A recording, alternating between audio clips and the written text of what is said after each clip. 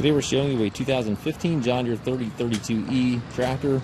It's a four-wheel drive tractor with a John Deere D160 front-end loader. The tractor has just under 400 hours on it. It's a nice clean tractor.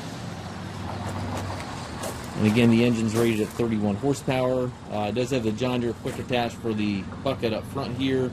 Bucket's in nice shape. Got the grill guard up front. Paint's in nice shape on the tractor and loader. It's got the R4 tires on it. A couple small minor scuffs here in the fender, but overall a nice clean little tractor. Perfect size for property maintenance, brush hogging, tilling, blading, anything of that nature. It's a pretty nice fit for small properties. It does have the twin pedal hydrostatic transmission, so two pedals over there, one for forward, one for reverse, and then high-low range here to the left of the seat.